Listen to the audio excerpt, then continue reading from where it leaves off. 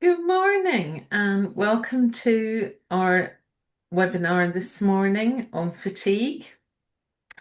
We are now, I think, on our fifth webinar in the 2025 series, and we hope you're enjoying the webinars this year as they've been specially requested by stroke survivors themselves on topics that are of interest. We still have a few more of these years, so keep an eye out for those. If you wish to watch any of our past webinars, and indeed this one back again, they will be on our website under stroke information. And then if you scroll down to the webinar library, they're all listed on there. If you signed up for the webinar, then you should get an email when this one is up on YouTube for you to watch. So we welcome any suggestions for any future webinars, and there'll be a very, very short questionnaire at the end of the webinar today where you can put in your suggestions. So feel free to do that, or if it comes to you afterwards, just drop us an email at info@differentstrokes.co.uk. So today I'm joined by Belinda and Ian. We were going to be joined by Maggie as well, but unfortunately she's been through surgery this week, and there's a bit of physical and a bit of mental fatigue going on there. So she's preserving her fatigue levels, especially as she's got her daughter's graduation later this week, next week it must be. Um, so we'll talk about that because that's a very real effect there. Just before we start, some housekeeping. This session is being recorded, as we've already said, but no details of anybody watching are being captured, and the only people appearing on camera are Ian, myself, and Belinda. So don't worry if you're sitting in your pajamas, you will not be recorded. There's also the chat function that a lot of you started using. Thank you to introduce yourselves and say hi and where you're from and everything. Please carry on using this throughout the webinar for general comments. And please, if you've got any questions, put them in the Q&A box. Otherwise, they might get lost in the chat, and I'll never find them. So please, any questions in the Q&A, and we will ask the questions at the end. Some of them might be touched upon during Belinda and Ian's presentations, but we'll just see where we get to at the end. And if you're watching it back or you think of something after the webinar is finished, please feel free to call us or email us any questions. We're happy to answer them. So I'm going to throw you over to Belinda and Ian now. I think Ian, you're going to go first. So Ian, introduce yourself briefly and take it away, please. Okay, I'm Ian Heslop. I'm a retired IT guy, and I'm also a volunteer facilitator for the Different Strokes virtual meetings that are held every fortnight. And I've got a little presentation, so I'm going to share, Sheila. Okay.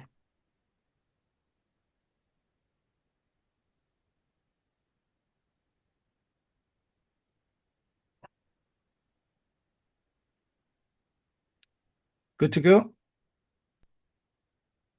Yes, good to go. Okay. Right. In May of 2019, age 57, I had a non-aneurysmal subarachnoid hemorrhage, which fortunately is also known as a NASA. Now, fortunately, it didn't inflict any more physical disabilities in addition to those already caused by living with rheumatoid arthritis for over 13 years. But what the NASA did do, true to its acronym, spaced me out. And I'm very, very sensitive at times to light and sound and busy environments, airports, train stations, restaurants cause me all kinds of issues. But I'm also troubled by this hidden disability called neuro-fatigue, which for me is a daily occurrence.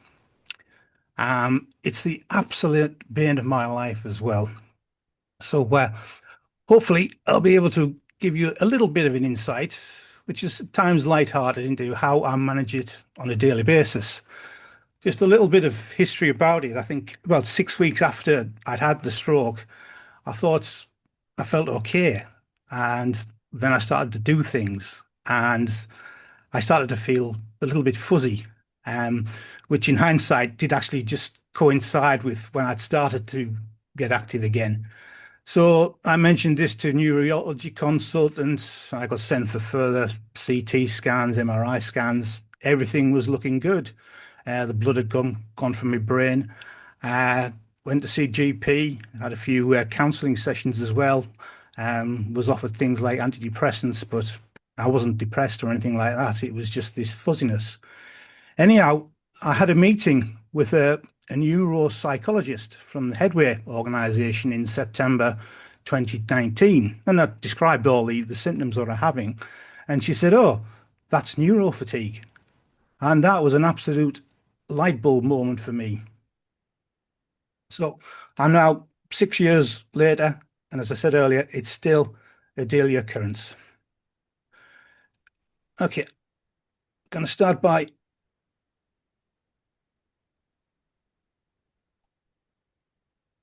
showing you a picture, which is of my mobility scooter battery gauge. Now, if you could connect this into the battery that I imagine is in my brain, it would probably work in a similar way. Just got to bear in mind that the battery in my brain is damaged. It doesn't hold its charge very well. So green is good. Um, the new normal me, that's the post-stroke me, can function at a fairly reasonable standard. Amber, well, that's when my triggers start occurring.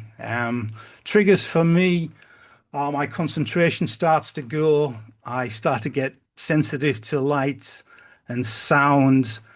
And the loudest trigger from my point of view is I get this really annoying, uncomfortable tingling in the base of my spine. And it's really uncomfortable at times. Now, red is what I call low battery syndrome or LBS. When I go into the red, I simply can't function. I'm in a zombie mode sort of state. So this is a graph using the colors from the previous slide, and it shows my sort of what I consider my brain's battery level throughout the course of a typical day. I started green, but usually by dinner time I've dropped into the amber. The triggers are occurring. I'm sort of getting to the stage, well, I need a break sort of thing. Again, it's usually dinner time, but the time it takes can really depend upon the complexity of the tasks that I've been doing during the morning.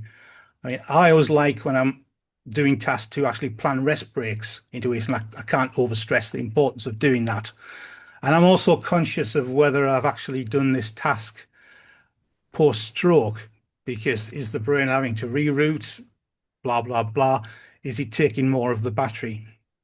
Another thing that does actually grind me down quite a bit is background noise.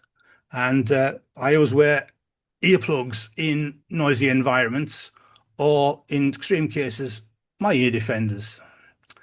Um, I got caught out the other week with background noise. I went to my garage just to do some sorting out. And I'd been up there 20, 25 minutes and I just felt really, really fatigued. And I thought, well, what's going on here?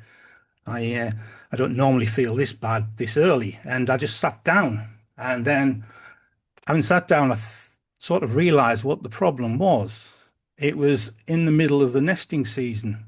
And the racket from the birds, I use the word racket, maybe that's not the right word, was so loud it was actually irritating me. So I went down to the house, got my ear defenders, came back up, and all was fine.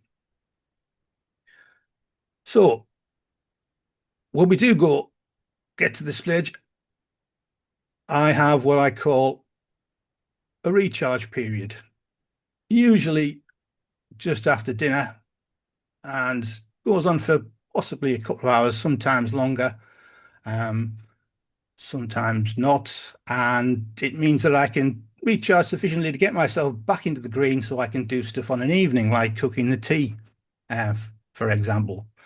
And then bedtime, I've probably dropped back into the amber. Not always, but it's bedtime, so it doesn't really matter. So the recharge period is a very important part of my day because it means I can function again in the afternoon. I have a name for it. I call it a neuro-fatigue alleviation period, or an NAP. Now, somebody's going to say, Ian, doesn't that spell nap? To which I would say, naps are what normal people have when they're tired. NAPs are what strokey people have when they are fatigued. So the objective of the NAP is to rest my brain. Now, I don't sleep during this. It's probably because I'm not actually tired. But what I try to do is get myself into a state somewhere in between, sort of a doze state. So what I do is I retreat to a quiet, dark room, armed with my silk sleep mask, again, my ear defenders, and also my earplugs sometimes, which are Sleepy Pandas, and try and lock down my sight and sound sensors as best as possible. Unfortunately, the final task of getting your brain emptied isn't always that easy. Now, some days I can just lie down and I can start counting heartbeats, sheep, and if thoughts come into your head, you just ask them to leave. But most days, if you've been doing stuff in the morning, your head will still be buzzing, and I feel I have to purge these things. And the way I do that is I use distractions in the form of relaxing sounds, which I put through my trusted noise cancelling headphones.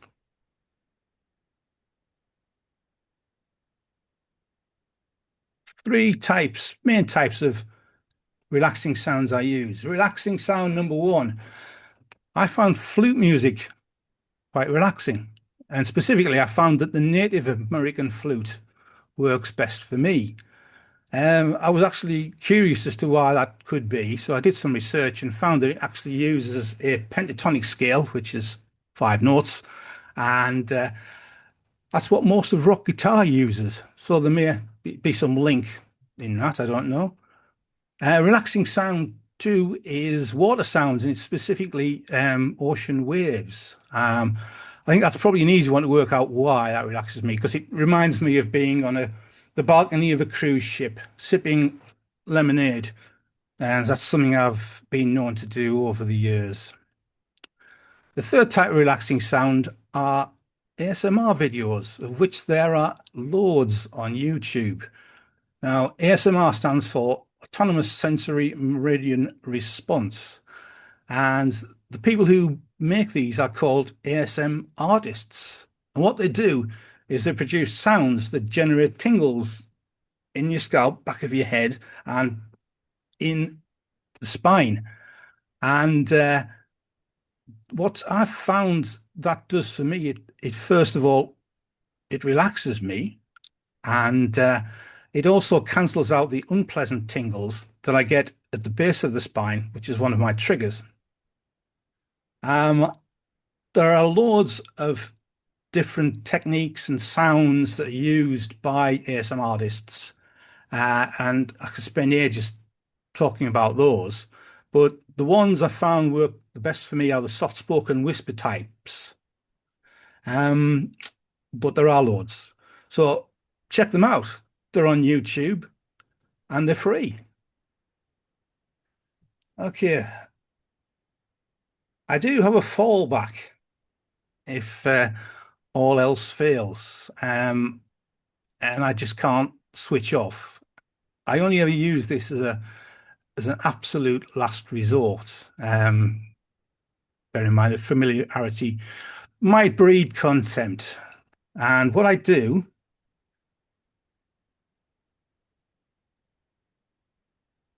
is I put on the best of the 3 degrees. and let the Philadelphia harmonies work on me. And they do actually, but I only use these as a last resort. Not long after I'd had the stroke, I actually went to see the Three Degrees live in concert because I've always been a bit of a closet fan. And when I was just reminding myself of their songs, I actually found out that they were actually relaxing me. So that was good. Anyhow, one thing I've got to say at the end is what I find is that once the, I found that the distraction has worked, I then fade it out as soon as possible. Otherwise, you can sometimes overload on the distraction. With the ASMR videos, I don't actually watch them. I just listen to them because otherwise it's it's it's stimulating my light sense as well. Okay, that's how I deal with a typical day. Sometimes, unfortunately, things don't go typical, and I crash into the red zone with what I call low battery syndrome. And this generally is quick, sudden. I don't feel any triggers, and there's no warning. And literally, I just drop into a zombie state. Uh, I don't want to talk. I find that difficult. I don't want to be talked to. The light and sound intolerance becomes quite intense, and I have this really uncomfortable feeling in my brain. It just feels like there's a pressure building up in there. It's actually quite scary, if I'm honest. Um, the only way to do this is as soon as possible get myself into the dark room and trying to calm things down. I use the box breathing technique to try and get myself calm. If you're not familiar with box breathing, it's basically inhale for a period of time, hold for the same period, exhale for a period of time, hold for the same period, repeat the process. I do it for 4 seconds um, generally, but sometimes I vary that. Now, if I'm lucky, I actually will burst into tears, not because I'm upset about anything. It's just my brain makes me cry for whatever reason, and that can be just literally tears streaming down my face to a full blown out of control meltdown. But what I've found is that when that's over, then my brain does actually calm down. That doesn't always happen, unfortunately, in which case I have to just grin and bear it and carry on with the box breathing until the brain is, I think, what I call calm. And then I can begin just a normal recharge process. I think that's sort of like I think of that as a pressure cooker analogy. Once you finish cooking something in a pressure cooker, you can either pop the vent valve and the steam spurts out, or you can let it calm down naturally. Um, Now, the recharge in this case, depending on when it happens, it can take a couple of days. If it happens early in the morning, that's basically the day lost to try and just recharge. If it happens later on in the day, it can be that day and the next day. But I found that it's absolutely crucial that I recharge fully. There's no point in starting to try and do stuff when you're not fully recharged because what I found from bitter experience is I've just crashed back into the red. And again, I have to make at some stage a balanced decision. Am I okay now? Have I got back into the green? Um, and hope that I've judged it correctly. Um, Funny, just a little story. A couple of months ago, I was having quite a lot of crashes into the low battery syndrome, and I couldn't understand why. I hadn't. There's no lifestyle changes that I could figure, but I was feeling I was crashing into the red zone, as I call it, and I was feeling more neuro-fatigue than usual for some reason. And then one night it rained and it ended a dry spell that we'd have had for quite a few weeks. And next morning, I was back to the new normal me. Well,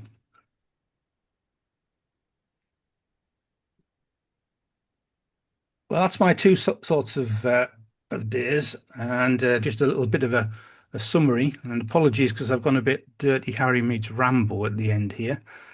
Um, Neuro-fatigue, as far as I'm concerned, it's I don't think I'm ever going to be cured. I think it's always going to be with me, and it's an incurable, but it is a hidden disability. It's not like being tired. It's a completely different beast. You've got to devise your own coping methodology. There is no one size all fits solution. What might be right for you might not work for somebody else. The way you can do this, devising your coping methodology, is by observation. Listen to what other stroke survivors say, find out what works for them. Thus, some things may work for you, some may not. And things don't always work first time anyway and all the time. But try stuff, experimentation. And it's always good to have plan B, plan C, plan D, as I do. I'll go from flute music to waves, to ASMR, and all else fails, and it's the 3 degrees. Um, yeah, man's got to know his limitations. A bit of Dirty Harry in there. You got to learn what you can do, how much you can do, and what you can't do, and decide what you need to do and what you don't need to do. An example for me is once upon a time, I used to go down to the pub every Saturday and sit around for 2 or 3 hours drinking beer with a lot of grumpy old men grumping. I can't do that anymore, simply because the background noise in the pub kills me. And to be honest, I don't need to do it anymore. Learn to recognize your triggers, and whatever you do, don't attempt to push through, because if you do, it will end up in tears. I've tried to do this many times, push through, and I've just suffered for it. Not necessarily the next day, but the day after or whatever. However, you will invariably overdo things, and you'll wake up one day thinking, should I have gone to bed half an hour earlier? Should I have not done this, that, not done that? Should I have not have had the second glass of wine? That's going to happen. Just accept the consequences. And it isn't a rehearsal, we've still got a life to live, and tomorrow's another day. Okay, so that's me done, my brief bit there. Thanks for listening. Hopefully I've provided some ideas. And for anybody who's new to this stroke business, just remember you're not alone. And finally, for those people of a certain age, here's Zebedee.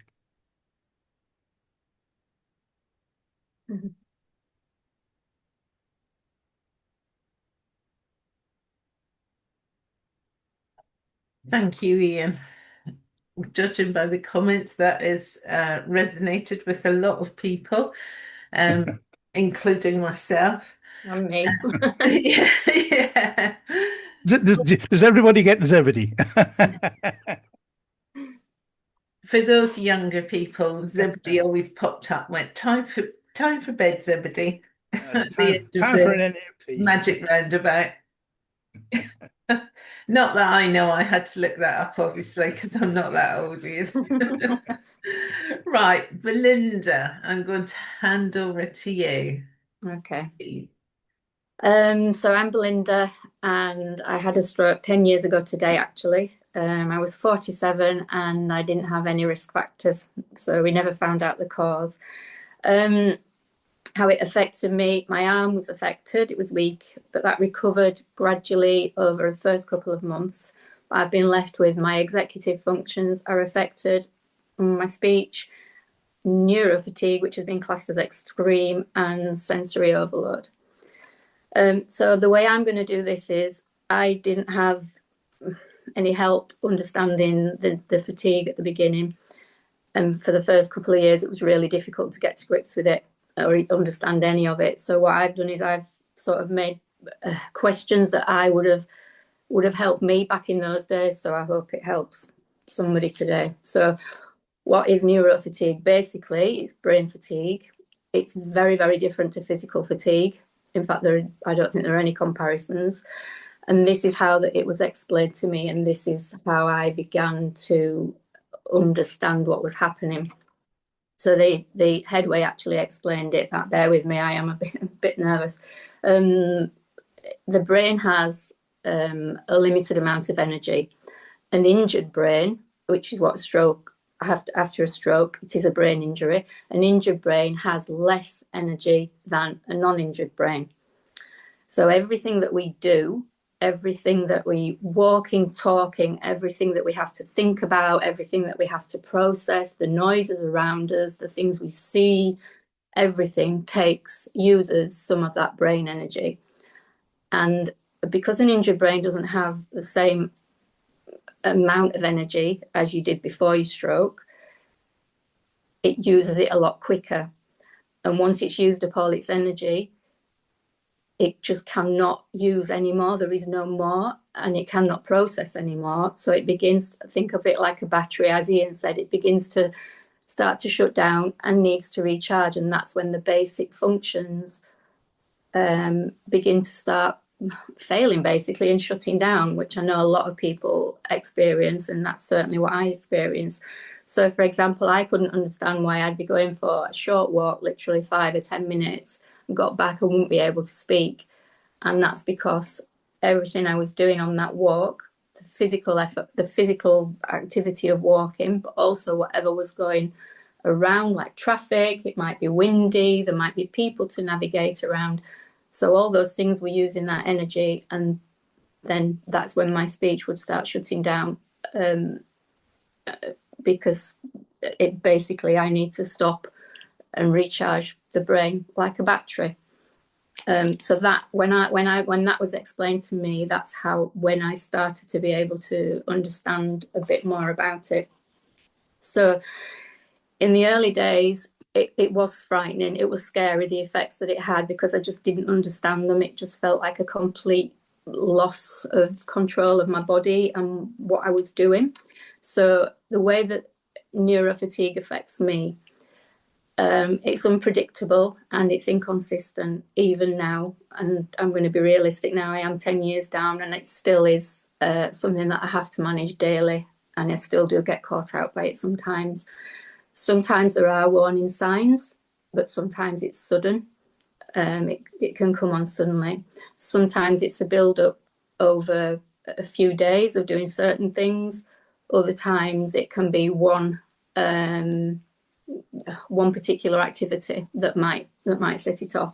So what happens is my movements slow down and become very laboured. It's as if I'm really having to concentrate, and it's as if they're moving in slow motion. My speech becomes slurred, and I'm unable to get my bottom jaw around words, and that's when it seems as if it's slurring, and I can't get my words out. It's as if they get lost somewhere between there and actually coming out. My voice goes strained. I can feel it here, and it becomes weak. And then it's just monotone. There's no expression in it at all. But yet sometimes it'll go high and squeaky and just gives way. It affects my balance. I end up veering towards the left usually. My vision goes blurry, but also things sort of look alien. It's as if I'm not looking at things through my own eyes. So it might be a familiar, even in my own home, it's familiar and I know what they are, but it's almost as if I'm looking down on myself, looking out. We figured out that is more to do with processing what I'm seeing, which is another thing that I struggle with processing anyway. That's one of the processing information is one of the executive functions that is affected, but with fatigue, that's just completely, I'm not able to process speech, conversation either. So that sort of makes sense to me, that also what I'm seeing isn't processing properly. I confused and I get disorientated and I'm unaware of my surroundings. So that makes it quite unsafe quite often. So I do rely on family and friends to help me then, to help guide me or to take over an activity if it's not safe. When it's at its worst, I get a tight squeezing pressure in my head. It's almost as if somebody's going like that inside my head and pushing my head down to the side. And at that point, I need to be completely flat. And I have to stay there until that goes. That can take time. Some days maybe half a day, some day it can be maybe several days, up to a week. I think probably a week's the longest it's lasted. Nausea and dizziness. But also, when I said it happens suddenly, sometimes my head can literally drop mid-conversation. It's just as if somebody's flicked a switch, they switched me off, and my head just literally flops, and that's it. I'm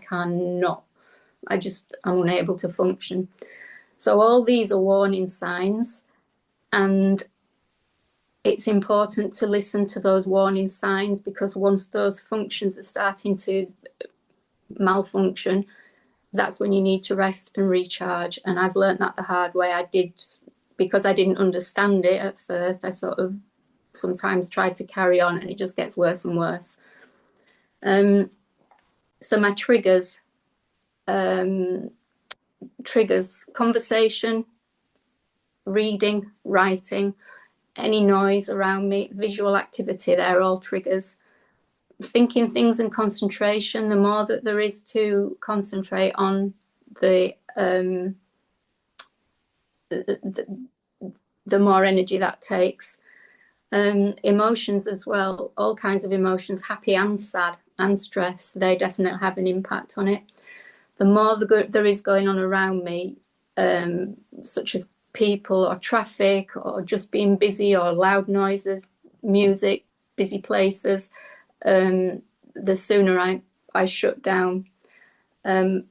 So like, for example, a supermarket, because there's a lot in a supermarket, there are people about, you're thinking about what you're trying to find on the shelves, you've got to navigate around people, there's bright lights, there is music playing maybe, there might be things coming over the tannoy, all those things the brain has to process, and that is absolutely exhausting. Illness, when I'm unwell, that also has a big impact. But also if things go wrong, or if plans change, say something goes wrong in the day or something like that, that can be very, very tiring. And simple things like what used to be maybe simple things might be the tipping point. If I've been doing something else and then unexpectedly something goes wrong, that could be the tipping point when I get the symptoms of fatigue and have to stop and rest. How do I manage it? Rest. And for me, rest is silence. I am not able to have music or TV or any visual stimuli around me, because that's more for me to process. And it took me a long time to understand that those things were actually not recharging my battery. But I know that now, so I do spend a lot of time in silence, and that's literally the only thing that works for me. I wear earplugs, and they don't stop the effects of fatigue, but they help me last a little bit longer before it kicks in, if that makes sense. They block out a lot of background noise. They dampen most noise, so it just helps me last that bit longer. And I wear dark glasses as well a lot of the time, and that also has, obviously with the visual things, that has a similar effect to the earplugs.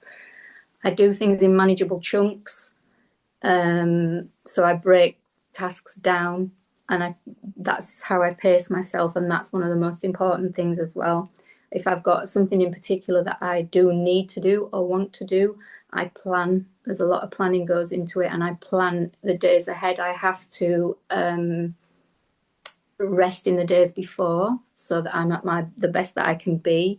And then I accept that there will be consequences afterwards, and I know that I will have to rest to recharge and recover after. I keep things as simple as possible, and I prioritize activities and prioritize things that I do. I've found that that's the only way that I can manage. And I also have help when it's needed, just to make things, just to preserve a bit of brain energy, I suppose. If somebody can help me do something, and then that helps me in turn to do a bit more later on, maybe.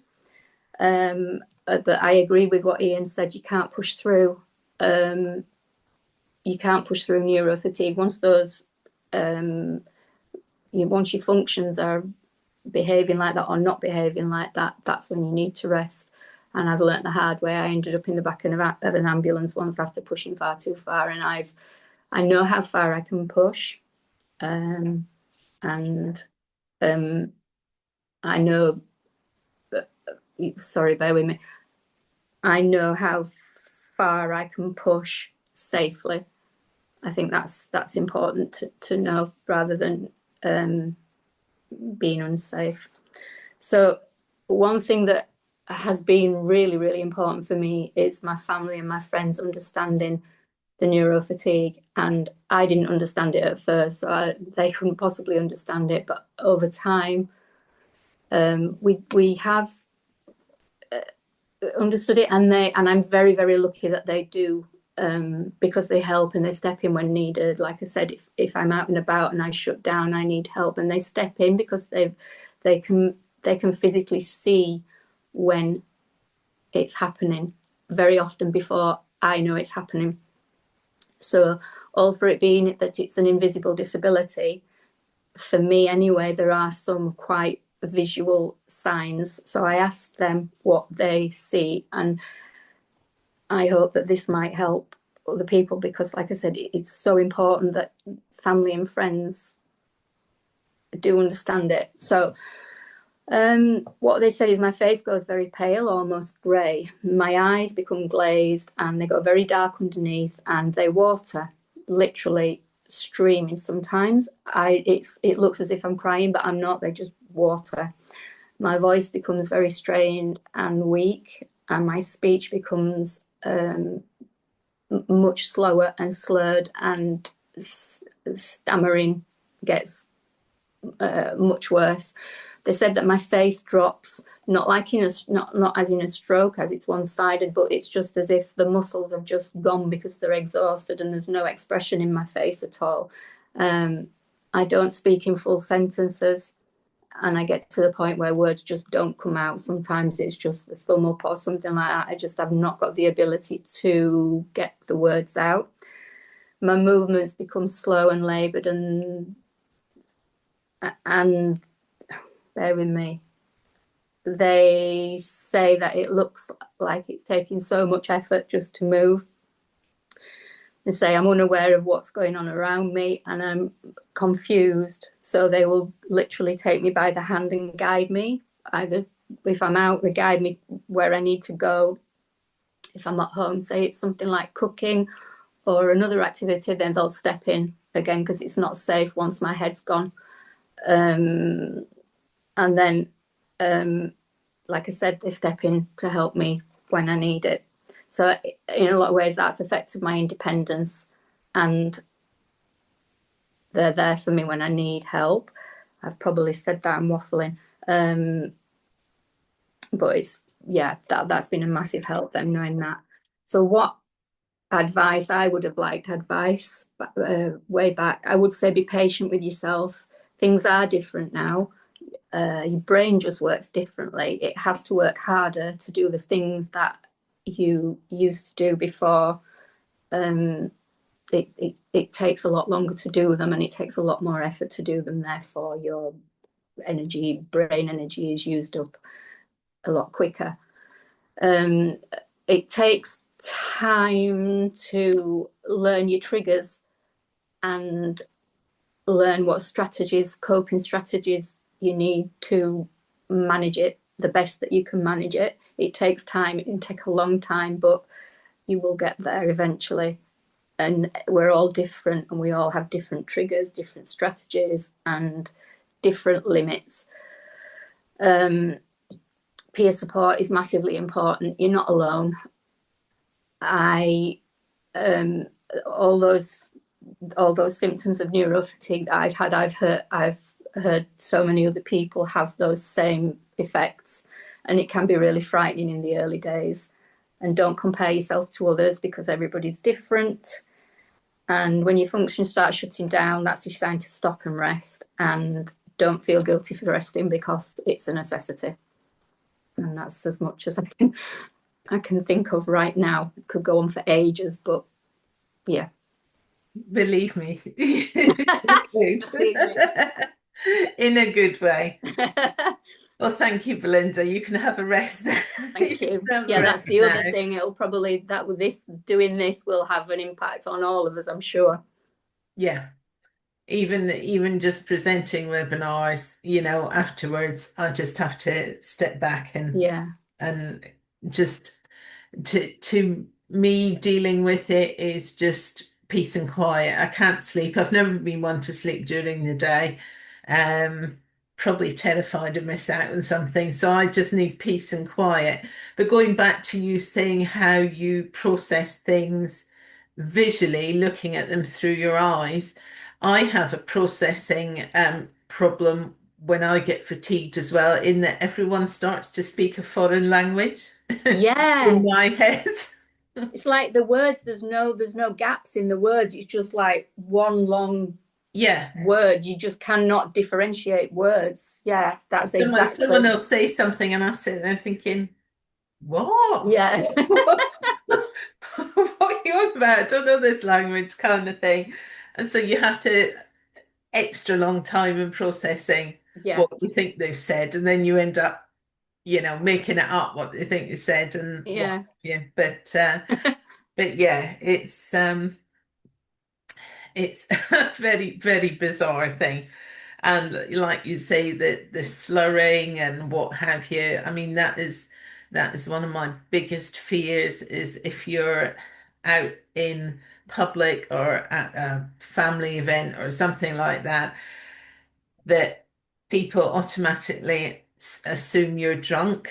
Yeah. Because you've got a drink in your hand, and that might be the only one you've had the whole time you've been there, but your speech has nothing to do with how much you've drink. No, because I'm on water, and that's yeah, exactly.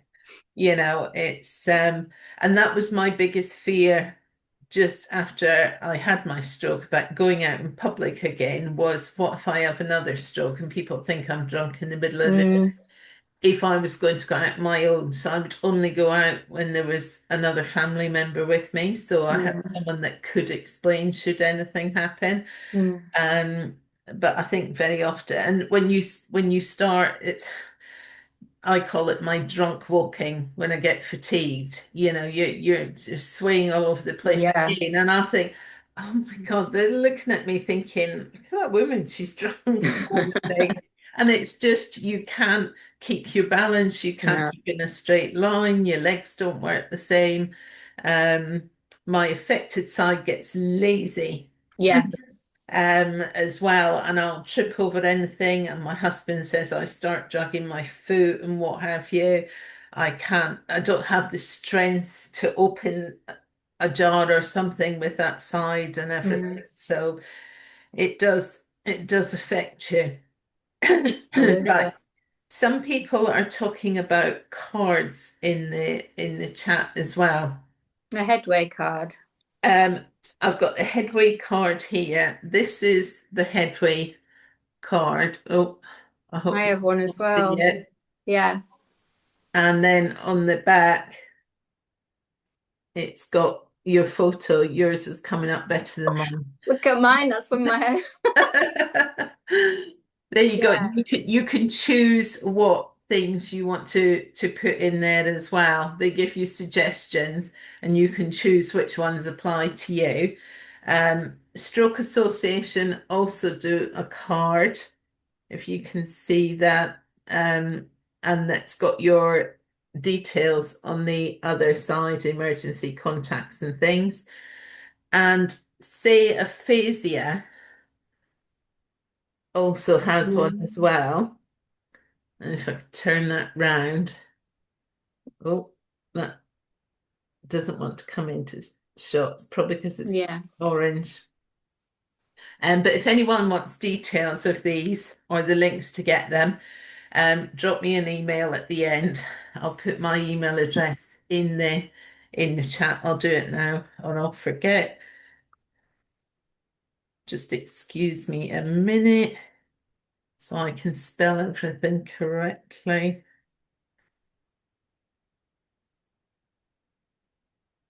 And if you don't get that, there's always the just a general different strokes email address as well.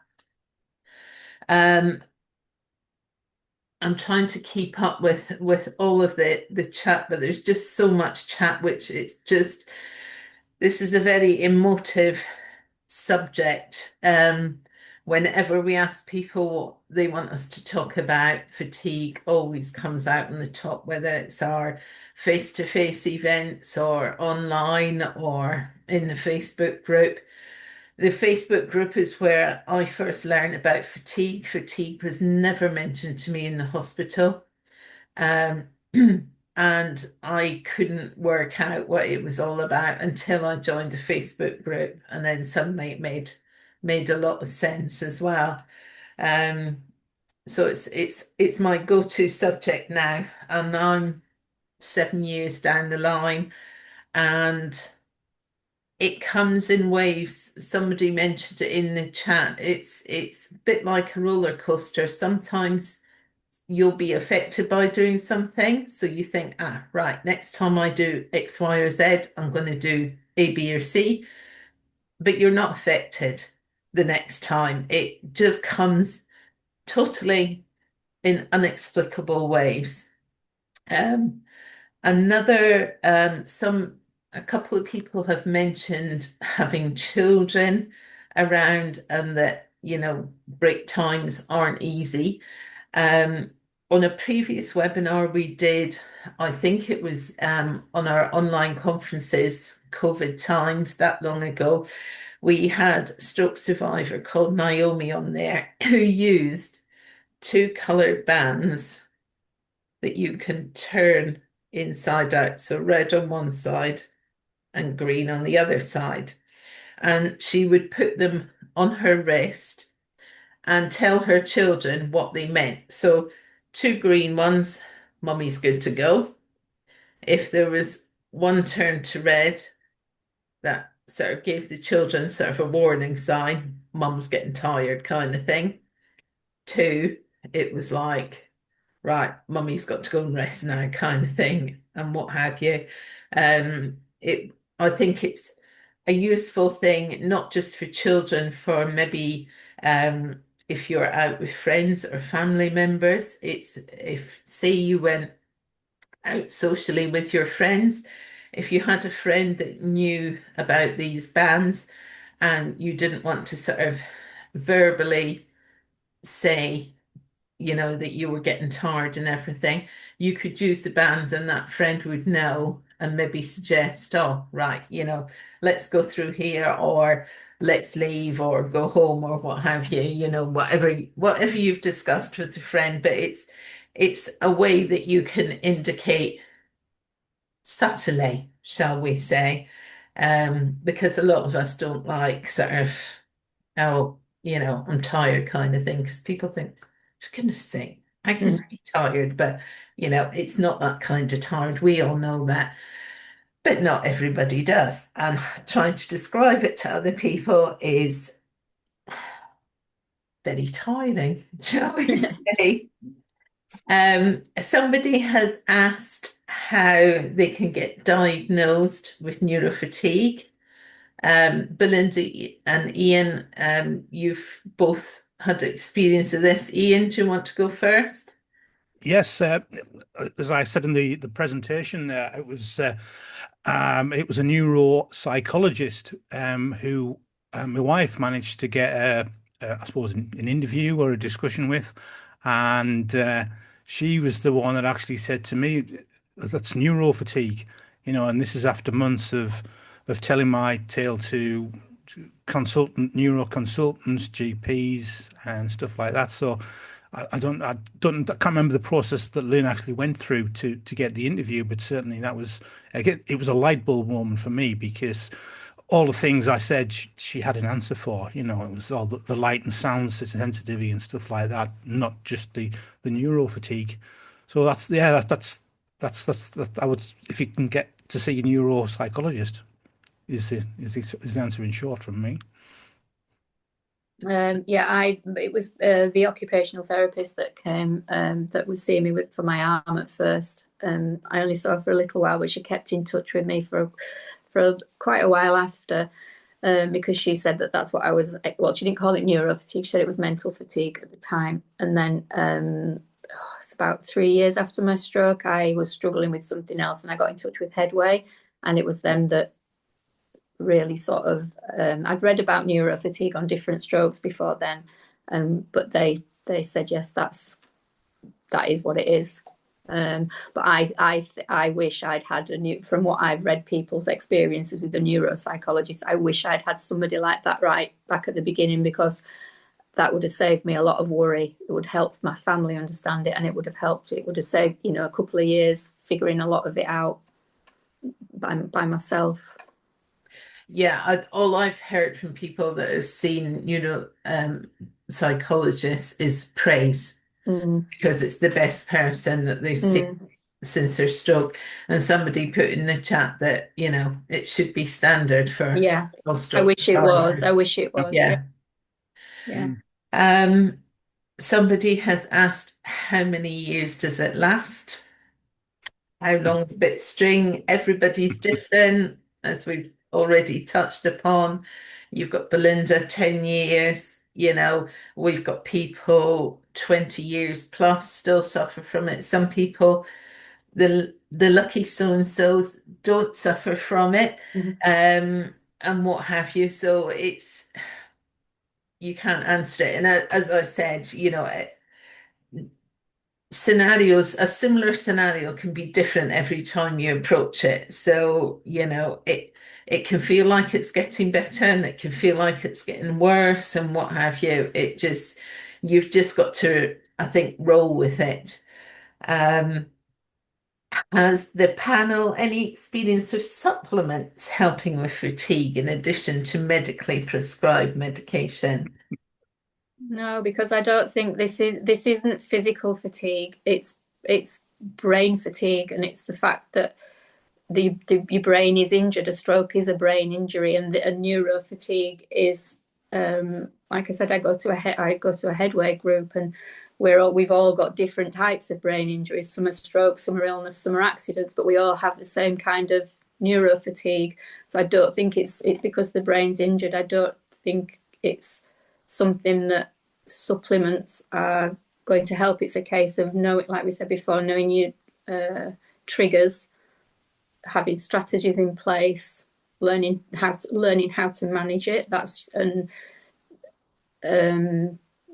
Learning how to manage it. I don't think it's to do with medication. I don't think there's a magic tablet. No. If there was, they'd be building it kind of But thing. I have to say that what I found is the tinglings that I get at the base of my spine, paracetamol works for them, but that's about it. Good old Good paracetamol. old paracetamol, but nothing else, I'm afraid. Somebody else has asked, these are questions that came in advance of today, how to deal with fatigue whilst at work. Again, that just depends on somebody's triggers, what they need to do to get over it, how long they need to get over it, how long they can concentrate for. It's a very individual thing. It depends on the work you're doing, how your employer is about it, and what have you. Um, we always recommend people going back to work, especially if they're dealing with fatigue, do a phased return so you can get a good judge on it. Um, Again, it's just such an individual topic, but people talk about it in the Facebook group and on our virtual meetings online, which are sort of every couple of weeks. They might be a good way of talking about it with other people. Somebody's suggested in the chat that they need to meet other stroke survivors. This is a good way to do it because it's not in a noisy room, full of people kind of thing. It's on Zoom, and we put you into small breakout rooms of about 6 stroke survivors to chat to and everything. So, it's a good way to, you know, have a face-to-face chat about this as well. Somebody in the chat has suggested it's like a game of snakes and ladders. That's a really, really That's an good way of analogy putting that's it. Yeah, that's an analogy that's been used with me, and I went, that's exactly it. Yeah, Yeah, you see, it's like 3 steps forward and 4 steps back yeah, sometimes, isn't it? Yeah, exactly. definitely, definitely. Right, let's have a look at the questions from today. That one's about children and rest breaks. I would say if you can have anybody that can help you with rest breaks, or depending on the age of your children, talk to them about it, possibly use the bands. Um, again, it's a very difficult one because there's so many scenarios you could be dealing with there as well. But again, talk to other stroke survivors about it and see what's worked for them. Might not work for you, but it might, spark an idea or something. Facebook group and virtual meetings again. Um, we've got that's children again. Um, what earplugs would you recommend? I find they hurt my ears, including headphones. I have AirPods. I have a 14-month-old baby, so can't have anything too noise cancelling. Now that's me as well, because I think just as a mum, you can't ever shut off that hearing. Even now, my children are adults. I've just got to have one ear open, even during the night. I find loop earplugs quite good because it dulls the noise around you. It doesn't cancel the noise, it dulls the noise, but it gives you a sense of still being present as well, especially if you're going somewhere. Say you were traveling on your own as well. I always like to be aware when you're on your own. And these loop earplugs, they've got several different kinds, so I would look it up. And again, ask on the Facebook group as well, and you'll get lots of suggestions on there. Mine are Flare isolates, but I think they've changed the model now. But they're very good. I have a pair. I have 2 different pairs, like you say. They're the different ones for blocking out a Yeah, lot of noise when it's just really noisy. Another is for when I want to be able to still have conversations. So, yeah, and I think it's trial and error, isn't it? What yeah. works for you? Because we're all different. Yeah, and with the loops and flares, they're subtle. They're like Yeah. AirPods. You can have them in your ears, but people don't necessarily see No, them, which for me is better. It's not yeah. drawing attention to me. Somebody thought I'd got piercings when I had mine in the middle. No, not And they that. do them in, I know the loops come in all kinds of Yeah, the flat. colorways and everything, just sort of the flares as well. Yeah. So, you can make them as manly or as feminine as you like, kind of. Noise cancelling. That's somebody mentioning loops as well. Uh, is it unrealistic hoping for a light bulb recovery moment in addition to managing techniques? Well, honestly, I don't think everybody's different, but for it certainly hasn't been like that for me. But I'm not saying there haven't been improvements. There's definitely been improvements over the years, over 10 years, but the improvements are subtle, and they add up over the years. I was going to say something else and it's just completely gone. But there have been improvements, but it still takes a lot of managing. Mm. and it still does creep up. Like I said, it still does creep up. But only, I, I don't think we can answer that because, No, no. Remember the snakes and ladders game? mm, You can go up, but you can also come back, yeah, and there's no way of preempting what's going no. to happen as well. Um, you And know, there were times when I'd had a few good days, and I thought, oh, this has gone, but then all of a sudden it was back, and it was back with a vengeance. And it's like that, yeah, like you say, it's snakes and ladders. You think you're there, but then you're not. yeah. I remember one time, it was it was quite early on. It's within a year of having my stroke.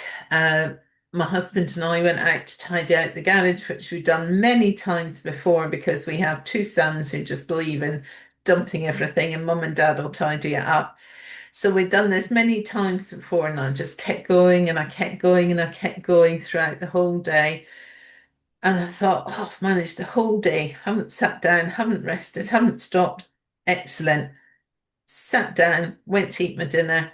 Someone had switched me off. I couldn't Mm, even work out how to pick up a knife and fork mm, to eat my dinner. It was just like, now someone's unplugged me now. It was just sheer, complete shutdown. down, yeah. Yeah. And it's a horrible feeling. So, I learned the hard way. I go around telling everyone, you've got to have a rest, you've got to have a rest. Mm, Yeah, that's because I learned the hard way. And I don't always follow my own advice because we do all like to keep going and everything. yeah. But And you've got to live a life. And this is what you've got to know how far each individual can push. Because if I didn't push myself, I don't push when I've got the fatigue, but I do push myself to try and do as much as I can before that happens. mm, Because you've got to try and live a life, but you've got to accept that there are the consequences. that's it. And I think if you have it in your head that you're going to do X, Y, and Z, so you're going to go out for the day. So, say for example, a week today, I've got my son's graduation. I'm going to that. No one's going to stop me. Fatigue's certainly not going to stop me. But in my head, I'm sort of saying, well, I could just be useless for the Yeah, weekend, yeah. kind of thing. And I've got to accept that. I can't Mm, get annoyed about it. That's just the consequence of me pushing through on Friday, yeah, But like you say, you've got to live. Your son's graduation, it's yeah. an important thing. Gonna do it. So, I fell asleep in the pub in my daughter's. oh no. Yeah, I woke up. I'm like, where am I? So you would have had that, oh, look at that woman over there. She's had too many drinks. Yeah. But by that point, I'm like, I don't care what people think. It's their problem. If they've got a problem with it, fine. The people that are important to me know what's what, and that's all that matters. There's several people going on about Garmin watches as well. That they use the visual activity journal. Again, if that works for you, great. Not everybody's got the Garmin watches and they are quite expensive, but it's realizing what is a physical side of it and what would be a mental side of it. Mm. Um, I used to attend 3 fitness classes a week pre-stroke. My stroke was 12 weeks ago tomorrow. When do people look at returning to exercise? I'm worried about fatigue, meaning last minute cancellations, and me panicking about the noise of the music. Well, It's, that, it's sorry, go on. no, you go on. I was going to say that's something that I would struggle with. I can't go to a gym or anything like that because it's the overload that comes from it. It would have too big an effect. Walking in the park round and round is what works for me because it's quiet, it's physical, but it's Yeah. quiet. So I think it again, everybody's different, and it depends. You don't necessarily know within those first few months how the fatigue's going to affect you, and As for when to do exercise, I don't know. That's because that's a very individual subject, isn't it, for Yeah. each person? I mean, we do have Reset Rehab, which are exercise sessions that we've put together. And I know they're available with and without music, because we had a bit of a debate about, do we put music on, do we not put music on? And in the end, we thought, well, we'll suit everybody. Personally, I can't deal with the music and follow exercise. No. That's multitasking, and that Mhm. function has totally gone since having a stroke. Yeah. And it is noise, and that will fatigue, and what have you. But it's very individual. I would say try if you want to get in touch with me.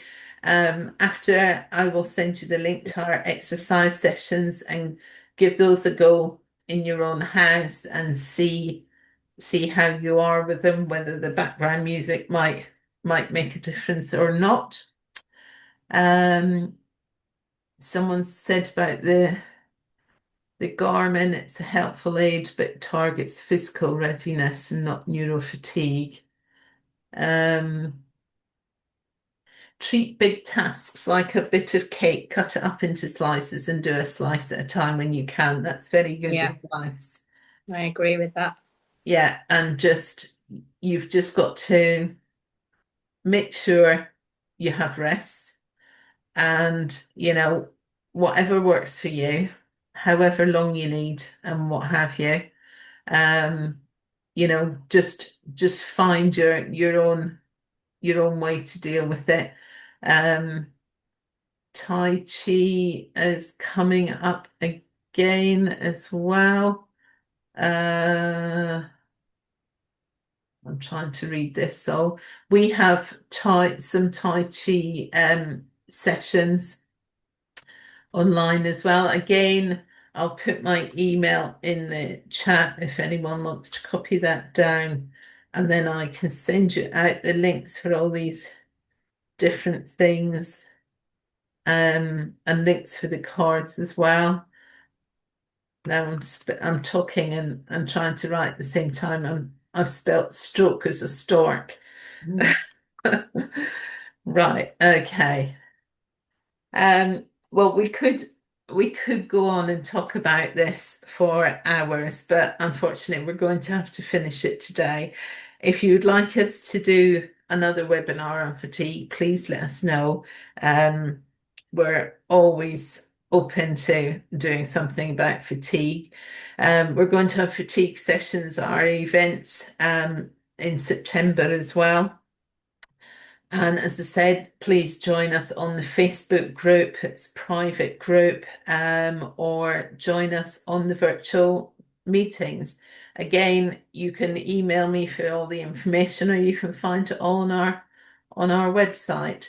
So big thank you to Belinda and Ian and Maggie. We hope you're resting up and not watching this webinar. The face Quite well. the Facebook group, somebody's called, what's it called? It's Different Strokes Private Facebook group. Again, if you go on our website, if you go onto the Contact Us page, there's a link that you can just click on and it will take you through to the questions that are required to join it, because it's a private group. But again, any problems, just email myself or email us at info@differentstrokes or give us a ring. So thank you again, Belinda, Ian, and we'll see you all soon. Thank you. Thank you. Bye. Bye.